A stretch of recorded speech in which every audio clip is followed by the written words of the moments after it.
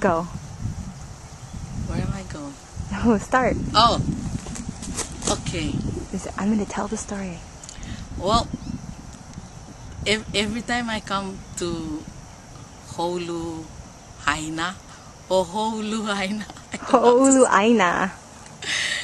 It reminds me of back home and where I come from. So I want to share a story about Lien Apinam with you.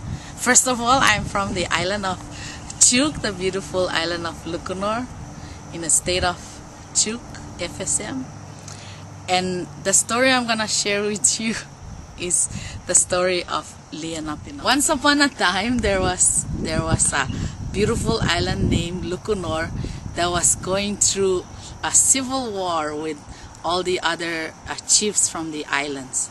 So what happened was that when the chief of Lukunor went to another island called Satawan, which was like,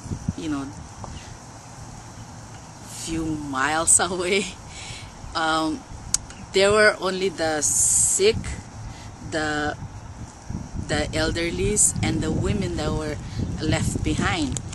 And the chief of Etal figured, this is a good time to go and conquer the island of Lukunor because nobody's there. They're all in this ceremonial meeting on the island of Satawan, so nobody was there. Anyway, when they were heading up to Lukunor, they set sail on their sails or canoes. There was a little boy that was on the beach playing, and he heard this chant, "Iya totom, iya totom," and that was an unusual chant for him. So he looked up and he looked out and he saw these canoes coming, and he realized this is not our canoe. Something is wrong with this picture. And that's how important even little children are in the community. They have their own roles, So he ran and he started shouting, "Selo, selo, selo." And everybody on the island just kind of like figured there was danger, dropped everything. The women grabbed children, they ran to the hiding place. The men ran to the beach, and they were all standing on the beach waiting for these warriors to come. And then the battle started on the beach, and it was so devastating. There was blood all over. It was just crazy. And Lien Apinam is the daughter of the chief. By culturally, actually, when there is a war, the women are not supposed to be anywhere around. But she was so curious and she was so worried. She was hiding on a small hill watching the whole battle, and the only thing that was going through her mind was, everybody gonna die if I don't do anything. So she ran all the way down to the beach, and as she was running down the beach, of course the men were fighting. A local girl, her hair is flying and everything. They see her running through the battlefield. They all froze, and even the guys that were with the chief, they had to blow the whistle or the horn to let everyone know that there was a presence of a woman on the battlefield. And she just ran straight toward the chief, and everybody around her just stopped in the middle of whatever they were doing. And she dropped down and she begged the chief.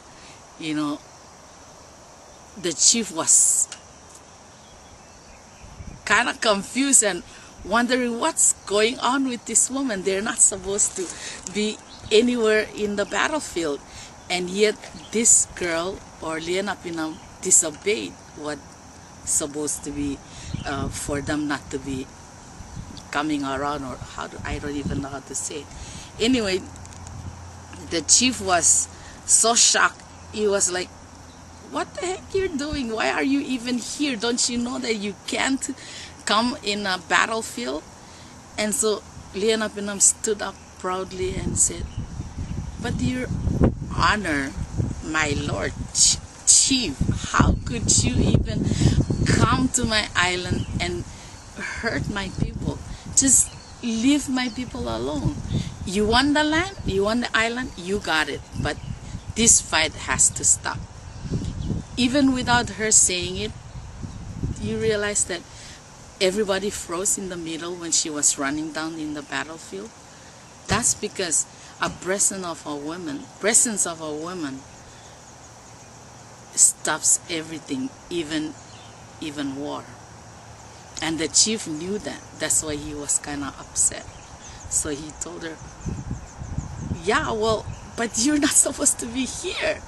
And she just like didn't care. She stood there proudly and said, if you know the culture and if I mean anything to you, let my people go. So they did. There was no war. Everything was good. And then the story will continue, but that's for another time. I'm proud to share the story of Lien Apinam to you because I am a descendant of Lien Apinam, and the women from Chuk, they are called silent warriors. Behind the scene, we do a lot of things that not everybody know, but they think that we don't have any say and I don't know how to say it, but with this basic health plan going on, there is another fight that we need to stand up for. Otherwise, more people will die. And it's just gonna be another war, different war. This time is with the health. If I go through with basic health plan, cutting down the assistance that they give to the community, Chukis community, Micronesian community, what's gonna become of us?